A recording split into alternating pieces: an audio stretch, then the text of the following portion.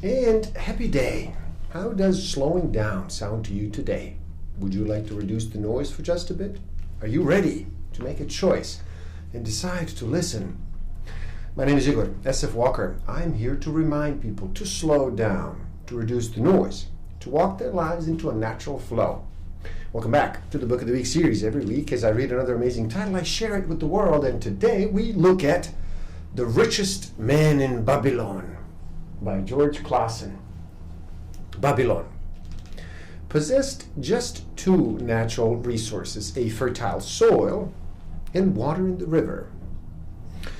With one of the greatest engineering accomplishment of this or any other day, Babylonian engineers diverted the waters from the river by the means of dams and immense irrigation canals.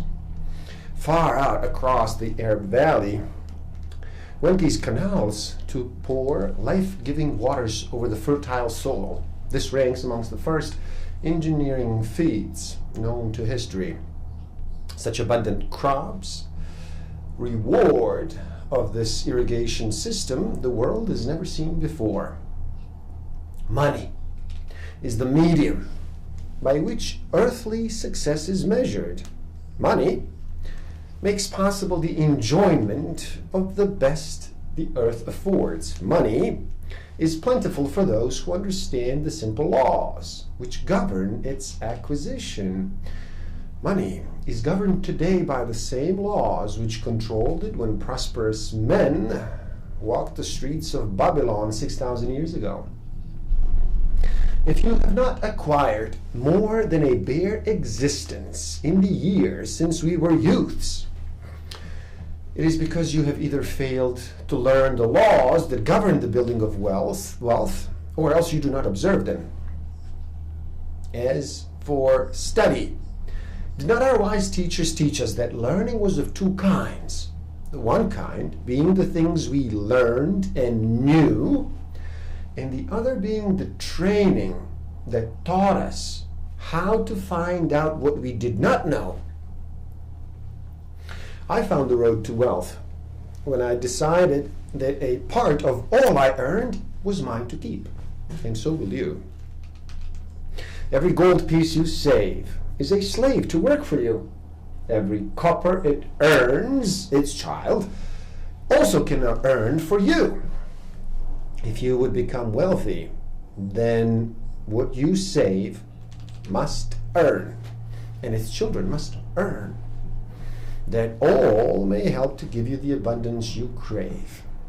Advice is one thing that is freely given away, but watch that you take only what is worth having. He who takes advice about his savings from one who is inexperienced in such matters shall pay with his savings for proving the falsity of their opinions.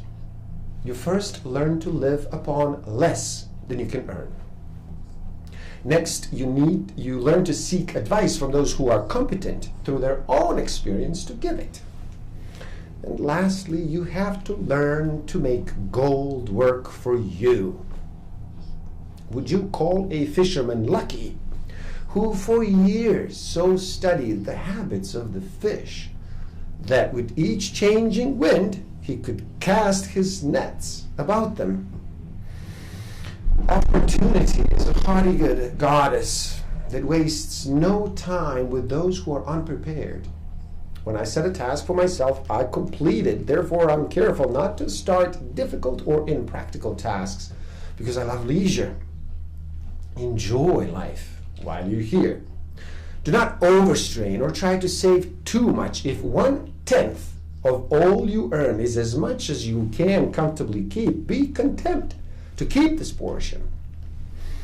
Live otherwise according to your income, and let not yourself get stingy and afraid to spend. Life is good, and life is rich with things worthwhile and things to enjoy. That which each of us calls our necessary expenses will always grow to equal our income, unless we protest to the contrary. Confuse not the necessary expenses with thy desires. There are limits to my time. There are limits to my strength. There are limits to the distance I may travel. There are limits to what I may eat. There are limits to the zest with which I may enjoy. To put each coin to laboring, that it may reproduce its kind, even as the flocks of the field, and help bring to thee income, a stream of wealth that shall flow constantly into thy purse. In learning to secure one definite small desire, train yourself to secure a larger one. This is the process by which wealth is accumulated, first in small sums, then in larger ones, as a man learns and becomes more capable. Last remedy for a lean purse is to cultivate thy own powers, to study, to become wiser, to become more skillful, to so act as to respect thyself. Thereby shalt thou acquire confidence in thyself, to acquire thy carefully considered desires. The 5 laws of gold. Number 1, gold comes gladly and in increasing quantities to any man who will put by not less than 1/10 of his earnings to create an estate of his future and that of his family. Number 2, gold labors diligently and contentedly for the wise owner who finds for it profitable employment, multiplying even as the flocks of the field. Number 3, gold clings to the protection of the cautious owner who invests it under the advice man wise in his handling. Number 4, gold slips away from the man who invests it in businesses or purposes with which he is not familiar or which are not approved by those skilled in its keep. And number 5, gold flees the man who would force it to impossible earnings, or who follows the alluring advice of tricksters and schemers, or who trusts to his own inexperience and romantic desires in investment.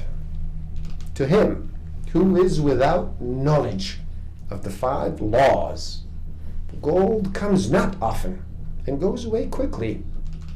But to him who abide by the 5 laws, gold comes and works as his dutiful slave. Please do help out. It is easy. Simply like this video so more people can enjoy it. Share it too and spread the word. Leave a comment and share your thoughts. Subscribe to my channel and stay up to date. And the link to this book is in the description below, so buy it and read. Never stop learning. Thank you. Love and respect.